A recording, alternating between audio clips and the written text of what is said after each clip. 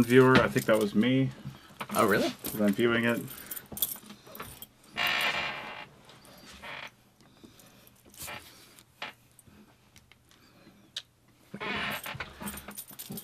Let me know when you're ready, because we are recording.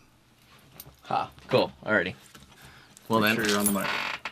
well then I'm ready. Okay. Yeah. All right. Well, welcome to... Let me turn this off. This is behind the scenes, folks. I swear to God. Yeah. Well, that's the charm of the show. That is a charm of the show. Cool. So welcome to You Call This Archaeology, Yeah. episode 3. Ha. And welcome YouTube viewers to the show that makes archaeology magical again. You want that to be the tagline, but I don't think it's going to work. So, yeah, it's currently, as we're doing this, July 7th. Yeah. And Richie and I just drove back from Elko. I mean, literally just drove back from Elko, Nevada. So, what is it, almost 5 hours?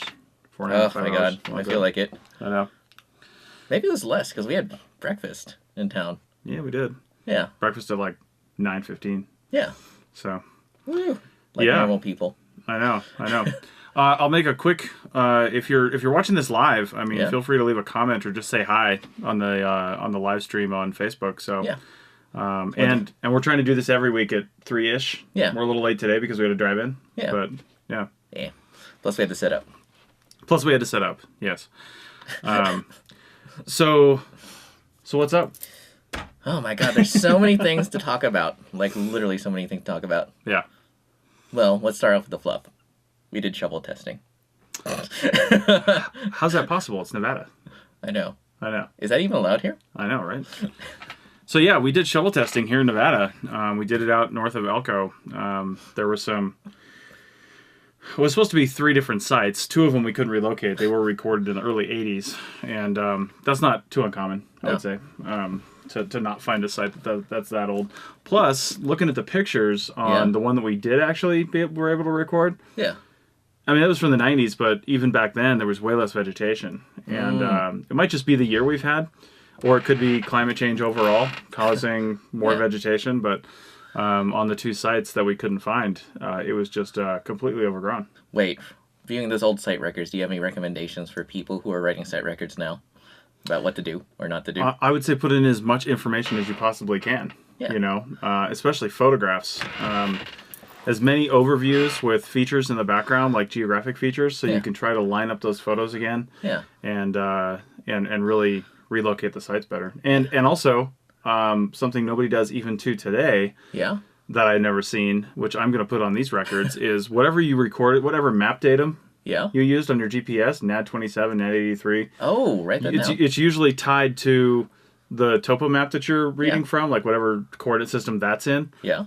Put that on the site record. So in 20 years, you can be like, oh, they used NAD83, but we're using NAD2020 now. I was going to say, don't eyeball the UTMs. Right. Yeah, well, that shouldn't be a thing anymore. I would say think. that. Yeah. That should totally be, not the deal anymore. So, yeah. Anyway, that's my biggest thing is put down, because we had problems locating these because they were eyeballed. But that being said, we should have still been able to find them if the coordinates were in the right coordinate system. But we have no idea to know what coordinate system they were in. We assume it was NAD27 for at least the first one because it was recorded in 1980. Yeah. NAD83 didn't exist. Although it would have been handy to have had that map that Joan had. That, Yeah, our representative had. Yeah. Yeah, so... but even then, I mean, she was... Our representative at the place we were working had what looked like the sites outlined on a satellite map. Yeah. But that was based on not actually physically seeing the sites. That was based on the coordinates listed in the site records. So it's as accurate as we had. True. You know. But anyway. I feel like we did a lot of ranting out there.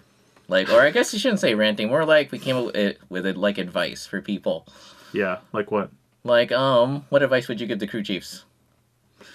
Because I know how our conversation started, where I was pointing out that I probably would have been a super mean crew chief, because like where I work now, it's like I step in there and I know who's been working and who hasn't, and some people are very insulting about it. Right. Right. And I feel like that transfers over the field techs. Like, don't immediately get done with your task, sit down, and have a smoke. Yes, that's true. You know, I've worked with people that you say, you know, hey, we got this, this, and this to do. I want you to do this, you to do this, and you to do this. Yeah.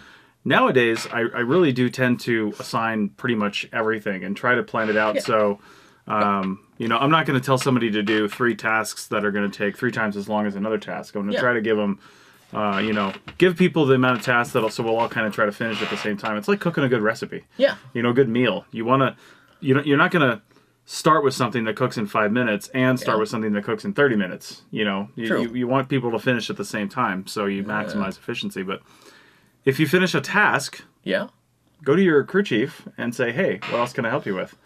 And if the crew chief is like a jerk and says nothing or says, I don't know, whatever, I'm too stressed out, then go to one of your other crew members and say, what can I help you with? Or alternatively, use your brain and see who's behind and go help them. Yeah. Totally. Like, I mean, it doesn't take a genius to see that if you finished with your task and you see someone who's not even halfway across the site and they're recording like cans, then start on the other end and start like recording and then give them the list of what you came up with. That way you can meet at least partially in the middle. Yeah, totally. Exactly. It's all about teamwork. Yeah. It's all about just let's try to get this done as efficiently as possible. And some people, that brings up a whole other question, actually, because some people who are, say, career field techs, or at least, you know, really solid shovel bums right now, they might be like, well, the quicker we get this done, the quicker I'm unemployed again. Of course. You know, you work yourself out of a job. You've heard that phrase probably a ton of times if you're a field tech. But I feel like it might feel that way in the short term. And yes, the quicker you get done, the quicker you will be out of a job. Of course. But the more money you save that company, and this does not just because I'm a company owner, this doesn't sound like it's a self-serving. Self-serving sort of prophecy, but it's the more money you save a company, the more likely they are to maybe get more work, maybe be able to use it, and then you know when they get another project in, they might think, man, that last project we did was so efficient. Let's hire that crew again. Yeah. You know, maybe not. Maybe they're jerks. I don't know, but overall in the industry, if we're all more efficient, it really should raise us all up, you know, and make it so, you know, as long as we have ethical company owners out there and PIs and project managers, we'll be able to really make everything better. And I know that sounds all pie in the sky, egalitarian bullshit, utopia, you know, but I really believe that. And quite honestly, just like voting in new politicians, if the people you're working for aren't doing that and aren't doing a good job, then you need to get the education or whatever it takes to move up into those spots. And as we move this generation up into those positions, we will start to change the companies because they're still being run by people from the early 80s and late 70s, which isn't necessarily a bad thing just because of that. But they have a different way of thinking. Oh, well, you know, I thought it was interesting. It just struck me right now is the fact that people are always complaining, well, biologists don't work for these money or these conditions and stuff. But it's because they won't put up with it. Whereas field techs and, you know, other archaeologists would just roll over. It's like, well, I'm out of unemployment. I'm going to take this job. Yeah, and it's a totally different mindset, too. You know, with, I guess with, if you're going to use biologists as an example or something like that, I mean, there are fewer of them. And it takes fewer of them to do a job. I mean, there's teams of biologists out there, but I know one guy that just does stuff on his own, and he generally doesn't have any crew members because he's out there looking for, you know, a species of bird or something, and it just doesn't take a huge crew. No. It takes one person to do 20,000 acres. You know, maybe that's. I mean, sometimes you know they're just 2 biologists for safety. Yeah. You know, that way they don't get lost in the woods or something. Yeah, totally. Who knows? But I think it could work, which kind of leads me into something we said, which I've never said out loud before because I made it up as we were talking. Really? The whole hiring practice thing. Really? Remember? Yeah. Yeah. Well, I remember that. I just didn't know you made it up right in the spot. Well, I've been thinking about it in certain terms kind of on my own, but never really formalized it and voiced it out loud, which helps to solidify an idea, right? That sounded better. I know, it does. So if you're listening to this and you have the power to hire and fire, I had a really cutthroat way to, came up with a really cutthroat way to do that. And I think, so this only would work on a longer project, on a big project, where you really need people to be super efficient. But, and because of the way this would start. So ideally, Yeah. Unless you have a crew baked in and ready to go that you know of, that's fine. Yeah. But if you don't, and you're just hiring off the street, basically, shovel boom style, Yeah. if you need, say, 16 employees, Yeah. right? Let's say you need 4 crews of 4 for this project, and you need them for like 3 months. Hire 20 or 24 people. Oh, start out with 4 crews of 5. Yeah, start out with or bigger crews or whatever. It's going to seem like you're doing less efficient work. Maybe make some bigger crews just for the first like 5 days. Do like a half a session, because most sessions in the West here are 10 days. Yeah. So some are 8 days, but do like a half a session. Do a Monday through Friday. Pay them well. Pay everybody well. Pay everybody per diem. Yeah. Don't skimp on anything. And also don't be out there yourself. You can be out there, but it's just like I told Richie the analogy. It's like everybody does the speed limit when the cop is in the same lane as them, or behind them, right? So if you're out there, you're not going to get an honest opinion of how people are going to work, whether or not they're going to be team players like we mentioned. True. You're not going to get a good sense of that if you're out there, the person that's doing the hiring, firing. Even the crew chiefs are, if they're company employees, they're probably not going to. You're probably not going to get a good assessment of somebody from those people either, because they're company. True. And a shovelman's going to come in and say, "Oh, that's a company man or company woman," and I'm going to toe the line while I'm with them. So have some people that you hired in that you do trust and know. There should be some. If there's none, you got to take a closer look at yourself. But bring in some people you do trust, and we'll give you an honest opinion, and we'll actually evaluate these people. And then at the end of the week, keep the people that you need for that project and let the other people go. And more importantly, it should be people you trust, because some people will just be like, I don't like this person, or I want this lady on the crew because she's cute. Right, exactly. you don't want anything like that. So, and keep the people that work on the project, and tell the other people, listen, thank you for coming out. Here's your per diem, here's your paycheck. Maybe even give them a little bonus. Say, here's for your trouble, here's for some travel time, because ultimately, if you have a solid team of people that you trust and that will work efficiently, you'll save money and time over the long run if it's a longer project. Don't do this for like a 2-week-long project or even a month-long project, I think. No. Do it for a summer-long project, a 3-month project, a big survey. Oh, my God. Or like a project's going to be like going on for a year. Something. Like a pipeline. Yeah, like a pipeline. Yeah. Who'd have thought?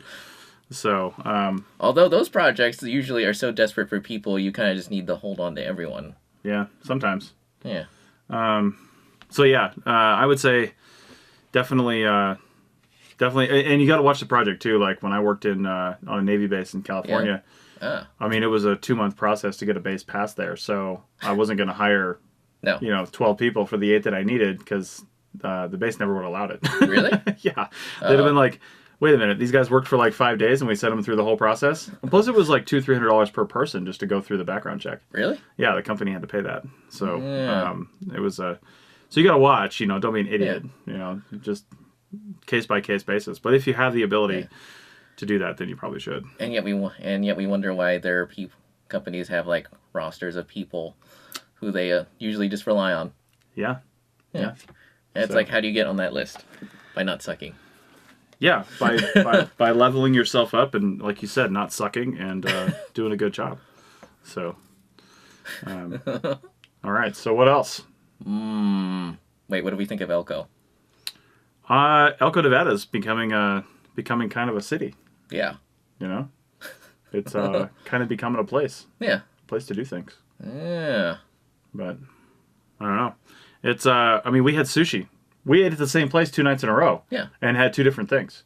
Hamiko, was it called? Yeah. Hamiko, something like that. It's a sushi and steakhouse, but neither of us had steak the first night, but we just had an entree, I guess they call it. And it was a good 2 things, because like in Fallon, there's a place that's a Chinese and a Japanese restaurant. Nice. Which is kind of weird. Tour of the Orient. Yeah. Yeah.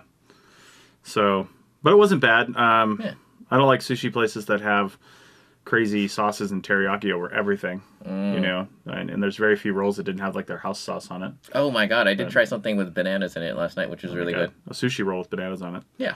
That's crazy. Oh my God. So, I was just thinking about something as I came out the door. Yeah? If you were going to design your ultimate CRM archaeology app for your tablet, what would it be? Well, obviously it would do everything I need it to do. Yeah, but what do you need it to do? I need it to do project management, ultimately. Yeah. Which involves all kinds of tracking of the things that you need to track. Mileage, employees, assets, full project management. I mean, if I could design my own thing, that's what it would be, right out of the box. Yeah. And at a minimum, though, obviously taking care of the field forms is a big deal. So because that's one of our biggest sources of headache and paperwork. Wait, but what about all the people who say you just need Microsoft Word or a word processing app? Those people have clearly never used those in the field. Or if they have, they've clearly never used something else. If I had to use Microsoft Word in the field, I'd poke my eye out with a trowel. Because anybody who's ever hit the enter key without the invisible keys turned on and then had all hell break loose because you added an enter key into the system knows what I'm talking about. Really? You try to do that on a tablet or like a netbook or some crazy thing, and it's totally going to fail. Yeah. So, yeah. Anyway. If this live viewer that's watching us is not me, because I do have it turned on, I don't know how smart Facebook is. Neat. Leave us a comment. Let us know you're there. Yeah. Say hi. I was going to say, just say hello. Yeah. Love you, known viewer. That's what I'm saying. Which might be myself. Yeah, it might be me. I love myself. So, wait, would it really show you yourself if you're recording? Well, I'm logged in both places, so I don't really know. Interesting. But it only says one viewer, so. Perfect. Wait, is audio coming through? I should be, but there's very little way for me to tell that. So, anyway, so yeah, what else went down this week, Richie? Other than the fact that I felt good, first time in years. Actually, that will lead me eventually into something else because I feel like we had two different opinions of this. But I forget how many years ago it was. I was on a project. It was the end of the day. And I was racing back to the truck. And I really hurt my foot, and I just had to live with it. And that's because this is before the ACA, which is also Obamacare, in case you didn't know, because how many people don't know that? Right, lots. And, I didn't have any kind of health insurance at all. Yeah. And yet you had a different experience, not just because of your health care, but also because of what sort of contractor you were. That's right. So I was on a project 2-3 weeks ago out in based out of Elko, but in a completely different area. Yeah. And, I just, I didn't, it's weird. You got to look at workers' comp claims differently. Because, Yeah. And it helps to document things, too. Even if you think it's something little. Because, for example, I was on this project, and we'll talk about how I was on there in a minute, but I was on this project, and we ended up, not because anybody forced us to, but because we wanted to get this thing done. Yeah. We decided, me and the guy that were out there, we decided we're going to go crazy on this thing and just get it done. And we worked some long days. We hiked a lot of miles. We ended up hiking close to 39 miles in 3 days. And it was a lot of work. And because of the type of boots I had on at the time and the types of terrain we were walking on, a lot of side hilling, on both sides. Yeah. Because it was kind of a pipeline sort of thing. And so they don't really care where those go. They just draw a line through the hills and you have to follow it. And people say write that off, because we were saying, well, we could just write this off. But you still have to get from one point to the next. Because around the next bend might be flatter. Yeah. So you still have to walk it. So write it off means nothing when you're not shovel testing. True. Yeah. I know. If you were shovel testing, you'd never dig in the places we were walking. You would just write it off and say slope. That would be the reason you move it. But anyway, by the end of it, I just hadn't probably stretched out properly at the end of the day. Lots of different things. My boots, the terrain, the amount we were walking. I ended up with severe pain in my right foot by Sunday evening after being done Friday. And I ended up going to the emergency room at the VA Medical Center here in Reno. And about 2 o'clock in the morning, my wife couldn't take it anymore. She took me in. Wait, she couldn't take it. How about you? I know. Well, I was waking her up. So she's like, all right, we're going to the hospital. And I went in and they did x-rays and they said nothing was broken. They said it was tendonitis. It was basically just got too tight and it was too sore, stretching out. So that was directly related to the field work. And if I had been an employee, I had that emergency room doctor, I had all the paperwork from that, and I could have taken that back to my employer and said, I need to make a workers' comp claim. Because they told me to stay off my feet, which, as a company owner, I was able to do that. I was able to come into where I work here at the collective, take my shoes off, and take some steroid pills they gave me, and occasionally a Percocet when it got real bad. And just take it easy. But if I were working normally over the summer as a field technician or a crew chief, you can't work. Yeah. So you can't go to your employer and say, "Oh, I just need the next week off." You won't have any money. Yeah. You're not going to claim unemployment if you quit because you have to be laid off to claim unemployment. So, Yeah, which is why I kept walking on my foot. right. So what you should have done was actually gone to a doctor or told your employer, "I'm going to go see a doctor." Yeah. Because I have foot pain from this project, and that note would have been your workers' comp claim. Oh, really? Yeah, well, they would have had to file it, obviously. But then you'd have been able to go home, get the proper rest that you need, and continue to get paid. Now, there are some, depending on what state you're working in, there are some technicalities with that. Like if it's only a project that's a few weeks longer, if you're near the end of that project or something like that, the workers' comp might not go very far because they're not going to pay for you to sit on your ass for 6 months. What?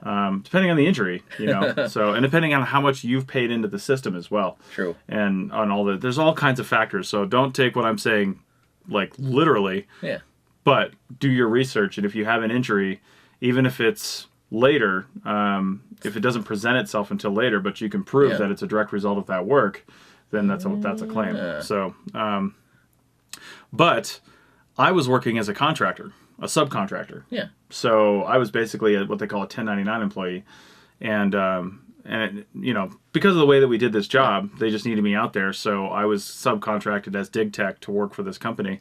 Yeah. Which is how I do a lot of my stuff, and because of that, I can't claim workers' comp. I'm responsible for my own medical bills. As the president of my own company, I'm not covered under my own workers' comp. Really? Yeah. My employees are, but I'm not. Interesting. So, that probably applies for all 1099s, doesn't it? Well, yeah. Yeah. So you're just not covered. You're expected to basically pay your own medical bills. Whoa. Yeah. So now if you'd gotten hurt this week, then I probably would have just left you in a ditch and had you run over by a haul truck. No. Then I would have been responsible for that. Yeah. You'd have gone to the hospital, and I would have been, responsible for your workers' comp claim. Yeah. For helping file it and things like that. So, but yeah, so that's something to keep in mind. People always think, oh, I'm just going to start my own business or work for myself, and it can be rewarding, but it can also be really challenging and difficult. So that means you need to provide your own insurance then if you work as a 1099. You need to cover yourself some way. Yeah. You don't need to provide yourself insurance, but if you don't have insurance, you're going to be screwed if you get hurt. And how many people in this business don't have any insurance? Just because they're either too busy or they're opposed to it. Well, with the ACA still in effect, everybody should have insurance of some sort. I mean, it's cheaper, it's should be affordable, blah, blah, blah. I'm not going to say, depending where you live, but you should at least have looked into it for your situation, and tried. But there's probably still a lot of people that just haven't done that, because they're traveling, they're doing stuff. Or alternatively, they're politically opposed, just like they're opposed to unemployment and all that stuff. Yeah, I mean, if you're politically opposed to your own health care, then nobody can help you. Well, I just remember watching some of those news articles where people were like, I believe that I should just pay for my medical bills. Like, right. Health insurance is immoral. Right. Yeah, sure it is. Love it. Hey, we have 2 viewers, which means at least one other person's on here. Woo! So wait, do we have audio for them? Yeah, audio's working fine. Oh, cool. That's why I got the headphones hooked up. Yeah, I keep checking it occasionally. So we've got a new kind of mic setup here that's plugged into my iPhone, which is the only way you can do Facebook Live is through an smartphone or tablet. So now's not the time to flick it. Now's not the, hey, can you hear me? But and we lost them. They're out. So that was quick. Yeah. Anyway, if you're watching this later, thank you. Yeah. It's interesting to think about injuries out there because I'm always amazed that more people aren't injured, and yet some of the injuries you hear about are terrible. Yeah, they can be. Yeah, I'm not gonna mention the company or the project because I don't actually know the project, but I do know the company. Mm-hmm. They were out in some really rocky terrain, and some poor lady was pushing herself as hard as she could. Mm-hmm. And as far as I know, she completely, I don't want to say she completely shattered her ankle, but it came very close. Wow. And they were they were on the far end of their transect. Oh my God. So someone had to sling her on their back and run her back. I guess run is kind of optimistic. Yeah. Walk very quickly back to the truck over 1 kilometer. Jeez. Yeah. And as far as I know, she is still on crutches. Really? Wow. Yeah. Wow. Maybe even now she's just starting to walk again. Mm-hmm. Because it was really bad. Yeah. And obviously there's also the drive out. Yeah. Yeah, because we were talking about snake bites. Yeah. At breakfast. Mm-hmm. Yeah, those can be real bad. Yeah. Depending on where you're at. Yeah. But you were talking about how long it would take to get someone out of there.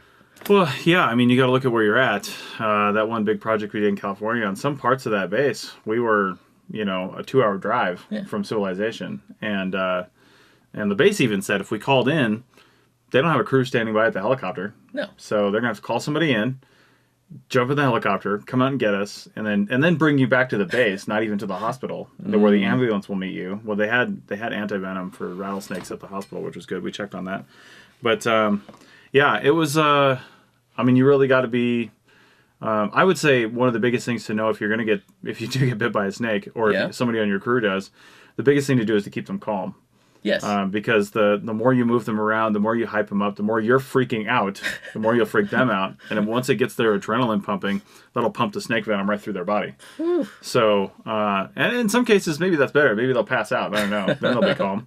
But no, I don't. Forget I said that. But yeah, you really want to keep them calm and know your exit strategies and know where the hospitals are. We were working on a mine actually, and mines have their own medical facilities. They do. Yeah. So. Oh my God, I forget. I want to say it was like a mine safety person once came up to talk to us about the dangers of energy drinks, because they actually, I think that year they had the medevac 2 people out of there because they thought they were having heart attacks because they had had too many monsters or whatever your drink of choice is. This from Mr. 5-Hour Energy himself. But it works for me. I kind of enjoyed the heart attack feel. Nice. The heart racing and pounding. Nice. Exactly. Yeah. Like the first time I ever tried 5-Hour Energy, literally, it's like the first time, like I first tried it and then this isn't doing anything for me. And the next thing I know, I'm just off and running. Wow. Literally. Nice. I've never had one. What? So, oh, that's true. I just deal with it. Yeah. Anyway. Although, I feel like we should talk about your responsibilities as a crew chief for pushing your crew, because, most of the bad things I've ever heard about people, like, keeling over and stuff is, like, due to crew chiefs not paying attention or wanting to impress their company. Yeah. Like, I forget who I heard this from, but one crew chief was, like, it was, like, raining and storming, and there was definitely lightning strikes. And he wanted to, and this was his very first week as a crew chief, and so he was out there, and they were on an excavation, and they kept excavating, and they were involved in a chain lightning strike. Wow. And the last person in line was this poor lady, and they had to perform CPR on her for over an hour while they called in the helicopter. Jeez. And she almost died that day, and she had permanent brain damage. And she has a job forever at that company. Forever. And he probably not only doesn't have a job with that company, maybe doesn't have a job in archaeology ever again. Yeah. All because he thought pushing his crew and being out there and being manly was going to impress someone. Right. Yeah. Similar to the people who, even on excavation, will fill their buckets all the way to the top and then struggle to carry them over to the screen. Don't be an idiot. Just don't be an idiot. Yeah, but do you have any advice for, keeping your crew safe? Yeah, don't be a jackass. So the crew is your primary responsibility. Yeah. Your secondary responsibility is get the survey done. Yeah. If you're not being an effective leader, if you're not being an effective crew chief by knowing all their strengths and weaknesses. Like, for example, we had a story where to kind of go back to the beginning of this episode. Yeah. We talked about when you're done, don't sit down and just take a break.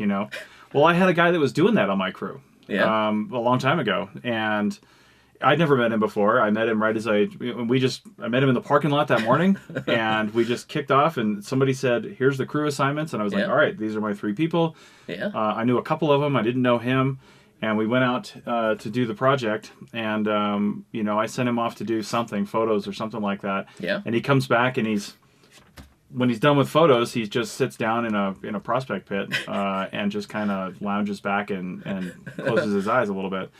And I'm like, dude, hey, can you, I wasn't trying to be a dick right off the bat, but I'm like, hey, can you go help this person? And he's like, yes. And then it turns out, I found out later on in the session from somebody else, maybe him, I can't even remember how I found out, but I found out that he actually had a chronic illness. Yeah. And it caused a lot of fatigue in him. So once I found that out, I was able to give him assignments that not necessarily favored him over somebody else, but maybe weren't as strenuous and exhausting and could help him, still be an effective team member but not overtax him in a way that, you know, and that was also not let him sit there so the other team members resent him for just sitting there, good disease or no disease. Yeah. And that was like a genuine thing, because I've met some people who are just genuinely lazy. They are. Yeah. Yeah, and those people you just have to get rid of. Yeah. You know, if you can't train them up, you have to cut them loose. Yeah, like my God, last summer I was out on the project, and we, you know, me and my crew chief, because there were 3 of us. Yeah. We would get to the end of the survey line, and then, you know, the third dude would be like nowhere. We're like, I'm not gonna say his name, but where were you? And he's like, I'm coming. You know, and we swore he was taking breaks in the middle of transects. Because literally, I could, you know, I smoked a lot of cigars then. And, you know, those cigars take 20 minutes to smoke, and I could get through almost an entire cigar while we were just sitting there waiting for him to come up. Then there's Richie Cruz on survey, who will be 300 meters ahead and blow past the end line and just keep on walking because he's in the zone. I can't help it. It's a 5-hour energy. Or currently skipping. I've done that a few times. Nice. Yeah. So anyway, yeah, lots of things you can do as a crew chief to make life easier for everybody. And ultimately, if you end up with a happier crew and a content crew, and you're not yelling at them, and you're respecting their, you know, their limitations and their strengths, then they'll work harder for you. See? Yeah. If they don't, then you fire them. Well, I mean, but how many mean crew chiefs have we had? Well, I've had or seen. Yeah, and I've had not even just mean ones. I mean, mean is just something where the guy's just or a girl, actually, is just a jerk. That's a thing. That's a different thing entirely. Yeah. There are crew chiefs out there that don't know that they're being bad crew chiefs. They might be really nice. They might be genuinely nice people, but they just don't have the leadership training to really understand how to be an effective leader, which when you look back on it, you might say, oh, that person was a crappy crew chief. They were a great person, but they were a crappy crew chief. That's a thing, you know. It's just like companies. There's plenty of really awesome people out there that are really bad CEOs. Oh, that's true. Oh, my God. You know, we all probably know somebody who's in some kind of leadership position that probably shouldn't be. True. Not because they don't know what they're doing from a, you know, whatever the standpoint of the business is, but because they're just not an effective leader. They just don't have like forethought or vision or intuitiveness. Could be any number of things. Yeah. So. Although it would lead someone to, I mean, why wouldn't you be able to see that your crew is your primary responsibility? Well, because everybody has different pressures on them. You know, the crew has pressures on them to not get fired and to get another job after this. Quite frankly, that's what everybody's concern is what am I going to do after this project? People have all this stuff in their head, and they're like, I need to do the best I can to maybe get on with the lab at the end of this project, or, you know, if it's wintertime, or do whatever. But the crew chief, you know, they're, I'm in on some bigger projects, they might also be a shovel bum. So they're also thinking the same thing. You're actually all competing for the same spot. True. They might be looking because they're a little higher up in the food chain, maybe not. But at least they're the crew chief. Yeah. They're looking to stay a crew chief. They're looking to maybe get a permanent position with that company, something like that. So they've got that as a motivation. Or if they do have a permanent position, you know, maybe they're trying to be project manager. Maybe they're trying to be something. Everybody has their own motivations for trying to move up. So whether they realize it or not, they may be blind to the fact that they're pushing people too hard. Yeah, or they're be a dick. They're doing whatever they're doing for their own purposes and motivations, which we all do naturally as humans. True. The mark of an effective leader is to realize that and not do it. See, sometimes. Well, you know, no, not sometimes. All the time, a leader should do that. That's the mark of an effective leader. Most people just aren't effective. Yeah. Well, I mean, last summer I was out with, for the first time in years, I'd worked with my absolute favorite crew chief ever, who I've worked with in the basin. And like at the end of the project, even though we had covered more acres than everyone else, mostly due to me, you know, just like powering up those mountains and stuff like that, and we had found all this stuff. The thing she was most proud of was the fact that no one got injured. Nice. Yeah. Yeah. Because, you know. Well, I'll tell you what, from a company owner standpoint, I literally had like nightmares at night on that last really big project I did with like 8 employees or 9 employees, where I imagined somebody getting injured. Yeah. Because that was like the worst thing that could possibly happen. Because not only is somebody hurt, which sucks, but I have to deal with it, which also sucks. You know, and I didn't have a ton of money, so I was riding a fine edge, and if something really went wrong, it could mean, you know, a lot of horrible things. So what you're saying is that instead of covering more acreage, it was instead of covering less acreage, you were more worried about someone getting injured. All the time, especially in the project you were on with me, because we had the, what were they? They were like old like rodent holes that were kind of sealed over by wind blasted sand, and then we just kept falling in them. The only reason nobody ever broke a kneecap or twisted an ankle, I think, was because the sand ultimately was relatively soft. Yeah. So if you crashed in up to your knee, it gave way as you came forward. Oh my god, that made it so hard to proceed though. I know. It took forever. Hey, real quick, we do have another viewer that keeps coming in and out, so please. Hello, viewer. Yeah, hit the like button, say hi, hit the heart button if you want. That'd be great. I bet they're on Wi-Fi and they keep losing it. I know, probably. So. Or maybe we're going in and out. Well, they just went back out. So keep coming in and out, but that's okay. This the nice thing about Facebook Live is these will save as permanent video and then be on the APN page forever. So you can find it. It's also on, we'll just have a little station break. It's also on Richie's Happy Archaeology Fun Time channel. That's right. Ha, so got one new subscriber. Nice. On YouTube, for those that don't know. Yeah. Ha. So.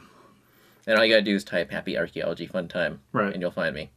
And while we're taking a hair of a station break, go over to arcpodnet.com/members. Ooh. And you can see the APN's new ways to support the APN, basically, but also get something out of it. I don't want people to just give us money. I want to give you something in return. Besides all the free, awesome podcasts we give you, including this one, I want to give you something in return, whether it's just stickers at a certain level or actually extra bonus content for most of your standard level members. Interesting. So, wait, can they just buy bugs and stuff? Bugs? Mugs. Yes. They said bugs. I'm not selling bugs. Eventually when we get a stockpile, I've got a supplier here in town to make coffee mugs at a pretty good price for us. Ooh. And I haven't done it yet. I'm going to do it probably in August. Maybe sooner. We'll see. But we need to, and I want to redesign some of the show logos only slightly so they make better stickers. Because all of our show icons are square because that's how icons for podcasts are. They're typically, minimum for iTunes is 3,000 by 3,000 pixels, up to 6,000 pixels square. Which I think I'm going to make a square. What do you think? I think I'm going to make stickers out of those that are about 2 inches by 2 inches. Interesting. Is that too big or too small? No. I don't feel like it. I might be wrong. Your estimation of size is going to make some girl real happy. No, I mean I think 2 inches is probably just fine. So interesting. If you we got our first professional subscriber at the professional level just to this morning or sometime overnight maybe. I saw it. I didn't see it last night, but I saw it when I woke up this morning. Wait, now people are completely confused because you didn't describe what this is. For the members, for the professional members. Yeah. So we have standard. We have supporting, standard, and professional. Yeah, but now you can subscribe to the APN. But now you can subscribe. Yeah. Well, that's what I was trying to say with arcpodnet.com/members. Go there. You click on one of the columns that shows you the different types of subscription levels and what you get. Yeah. Each one builds on the next. So at a higher one, you get all the previous things. I mean, at the very least, even if you don't want any of that stuff, choose a level you can afford and just help us keep this going. Yeah. So. Oh my God, it's like NPR for archaeologists. Oh my God, I'm not going to give you a tote bag, although I might because they're amazing. So, could you imagine like a grocery shopping bag, like a creamy colored one with like the APN logo on the side? Yes. Man, I want to do those now. See? Yeah. Oh my God, all the show logos on the other side. Oh my God, that's perfect. I love it. So you can get maybe a tote bag for each show. Yeah. The logo on it. Oh, that'd be too expensive. You could have you call this archaeology tote bag. Ooh, well, I was already designing the bumper sticker in my mind. And I'm even joking. Nice. If only I used bumper stickers, I'd have all the show stickers on the back of my truck probably. But I'm not really going to sell that this week anyway, so. Oh my God, we should probably talk about, because people are always wondering if, I can't believe it's still a question, but people are always wondering, can you use tablets in the field for something like shovel testing? You can use tablets in the field for anything you want. You could use them as toilet paper if you wanted, but you better clean it off after you're done. Did you want to give the viewers some advice on how to maybe make their own forms and stuff, and how to get stuff going? Well, I would say if you... there's plenty of apps out there where you can create your own custom forms. The best one on the iOS side, on the Apple side, is Tap Forms. Yeah. Tapforms 5 is something that I'm probably going to be transitioning to soon. The only reason I haven't yet is because I have so many devices and I got to like buy it on all of them. Oh, really? Yeah. It doesn't just transfer over? Is this like Well, something new? he made such a big difference from Tapforms 4, I think he just called it, Yeah. in the little iterations, to Tapforms 5, that he made it a whole new application that doesn't upgrade. So, Oh, really? which means the older ones no longer supported. He's still supporting it because there's still a lot of people using it. Yeah. But at some point, he's not going to support upgrades. Yeah. Because he made such a massive change to the new one. Yeah. The developer was like, well, I've got 400,000 people using this. Yeah. I'm going to make all these massive changes and then just charge them for a new one, which I appreciate. I mean, you only get charged once every few years anyway. I mean, I've been using Tapforms for probably 6 years now. Yeah. Same And here. It's never charged me anything more than what I initially bought it at. Yeah. You know, and I have it for the desktop and all my tablets. Same here. Although I don't use all my Apple products as much as I used to. Yeah. Well, and the big question, the big reason I haven't gone to 5 yet is because I just haven't done the research. I just need to email the developer and ask him. Yeah. His name's Brendan. He's a really cool guy. Ooh. And I just need to ask him, will all my old Tapforms forms move over to 5? Because I probably have 50 different forms. Yeah. I have forms for different states, forms for Yeah. my company, forms for all kinds of things. I am not building those over again. What? Will they transfer over into the new Tapforms 5, and then I can add the functionality of Tapforms 5 on top of those and change them? Ooh. So I'm not doing it unless I can do that, because it's going to take me forever to change over. Or alternatively, when I feel it's ready for my company, I might just use Codify. Neat. You know, Codify, we've talked about lots of times. Yeah. You know, it's coming online in different regions. California is really kind of primarily where it works best now, as far as I know. Yeah. And when it's fully baked for what I needed to do, then I'll probably just use that. So. Well, I mean, and also I just want to mention for people who are out there in the field, like I remember when I was shovel testing, I wouldn't even bother with my clipboard. What I would do is I would take one sheet, fold it up, and put it in my pocket. And I appreciate the fact that the iPad Mini fits into my Pringles pocket. Well, yeah, and I used my iPhone 7 Plus the whole week to record. Yeah. You know, it's a great device. And for people who are saying, I would never use my phone for that sort of thing, you're lying, because how many of us have taken photos in the field? Instagram photos, Facebook photos of stuff. Well, when you really start talking to people, I won't name any names, but I had a meeting with Codify when I was with them at a conference this last year. Yeah. With a major institution. Yeah. Actually, like a park service type thing. On a really well-known site, and it turns out their photo management practices actually need a lot of work.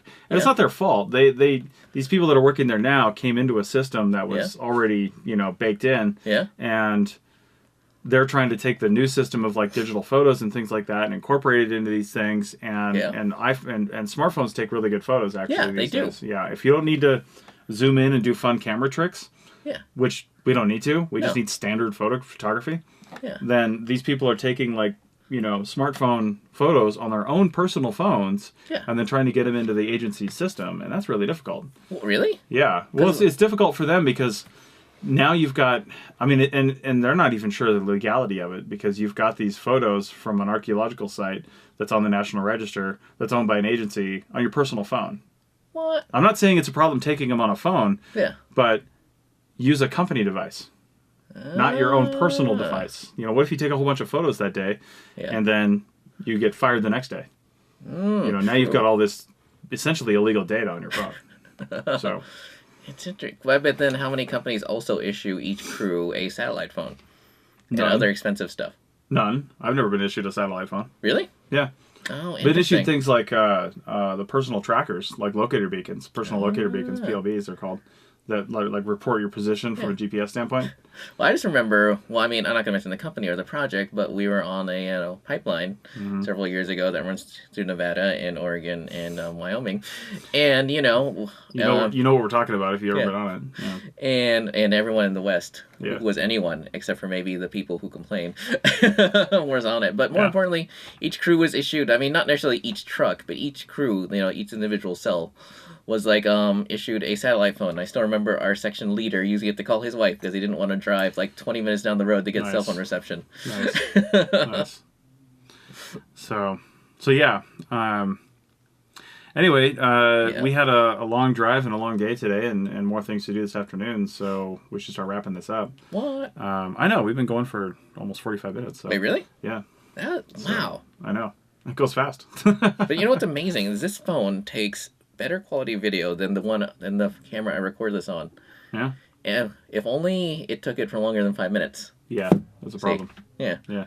I mean, I'm using my iPhone right now for Facebook Live, and I use it for a lot of photos and video stuff too, because it's a really good. It's a 4K camera. Yeah. On the backside, so. Yeah. And I remember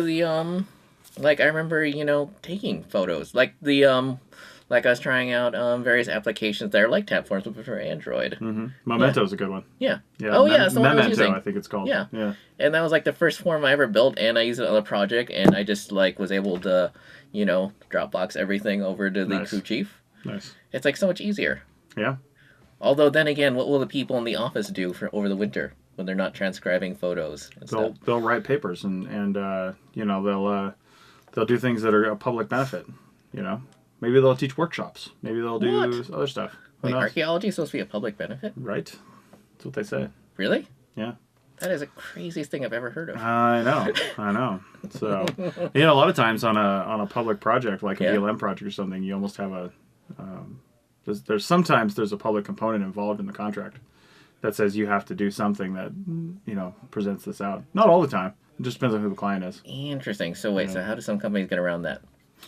They don't get around it. They do it. They might present at an archaeology society meeting. They might put out flyers. They might do something. Yeah, it just depends. So interesting. Yeah, like I said, it's not every project that requires that. It depends on who the client is. Not necessarily the BLM. The client could be somebody who's leasing land from the BLM. So you're not actually working for the BLM. You're working for which I feel else. like is like the one thing that most people don't understand. Yeah, like how it all works. It is kind of confusing because it's kind of like a weird triangle. Kind of. There could even be more points to it than that. Really? It just depends. The project I was on a few weeks ago was, it was for a company who was subcontracted to clear a lot of land for the company that was leasing land from the BLM. But I was actually working for the company that was working for the company that was working for the company that was leasing the land. Wow. You follow that? So there was the company that was leasing the land. Yeah. They hired a company to do all this work in different organizations to clear all this land out. And they hired a company to this one section, and that company hired me to help out. So I was kind of like a fourth level subcontractor to the primary land leasee. Fifth, if you want to count the BLM. Ooh, wait, if you can diagram that out, you can win a prize here today. Oh my God. A free screen that Chris will personally email to you. Email? Yeah, I'll email it to you. I'll email you a picture of that crappy screen. So. What? Yeah, you don't want to pay postage? No, I mean, I didn't own any screens. Like we said at the beginning, we had a shovel test, so I had to go build screens, and I didn't have time to really get the good wood. I don't have anywhere to cut it either, so I just got some 2x4s and some other stuff in the crappy screen that they sell at Lowe's that's not woven, but the layered on stuff. And wait, will video that appear anywhere? Yes. I actually videoed myself making them. I haven't looked back at the video yet, so as long as the video is solid, I'm going to put together a screen building video. I'm going to take a lot of crap for it, too. Screw every single person that says, why didn't you do it this way? Why did you use this kind of wood? The process is the same, no matter what kind of wood you're going to use. I mean, screen is a screen is a screen. True. And that can be important for some people, because some companies, especially on a big project, employ people just to build screens. Yeah. Yeah. Which is crazy when you think about it. I know. I mean, when you're billed out at $60 to over $100 an hour, it's easier just to go with a company like Focus Design or something like that, where you can get the PVC screens and then just buy the insert for replacement screens, rather than having an afternoon of replacing screens. Just buy the inserts, and it's ultimately cheaper. So. Oh, God, that's true. Yeah. Were they around, though, for that project that goes across Nevada? Yeah. They were? They've been around for a while. Oh, yeah. I didn't know that. So... I don't know how long they've been around, but I know they've been around at least that long. Interesting. So, yeah. Wait, are the shaker screens modular so you can make them shovel testing screens? I think they have some that are, where you can put like an insert into it and then pull it off, but I'm not actually sure. So, yeah, I don't really know. Sorry, I'm just like designing my screen now. I know. I mean, that's going to take too long to explain. I know. So we should probably maybe wrap this up because I want to go to coffee. I want to get some coffee and a sandwich. I know, me too. And I think my wife brought home dinner, so I got to go go do that. No, anything good? I don't know. She said she was going to do something, so I have no idea. All right. I was going to say Chick-fil-A. Oh my God. She won't get Chick-fil-A. Really? Why not? Well, because we're all on this health food kick, and it's almost like now that it's right there, rather than having to drive all the way to California for it, it's like, well, now we have to resist it. Now it's not a treat anymore because it's right there. You know, the first Chick-fil-A in Nevada, I think, or at least northern Nevada. Yeah. Yeah. For a second, I thought you were going to say it's like political grounds or something. I don't know what Well, happened there, but there's that too. I mean, those bastards were open all day on 4th of July, but they won't open on a Sunday because of the religious reasons. They'll work on the nation's birthday, but they won't work on a Sunday. Is it because it's a Sabbath? Yes. That's absolutely why. Yeah. Plus they don't really support like homosexuals and all that other stuff that's associated with whatever religious beliefs they have. I know. So. And yet, In-N-Out can put Bible verses at the bottoms of their cups. And they're called In-N-Out. I mean, come on. That's the best part. It's almost like a metaphor for life, maybe religion. I know. So.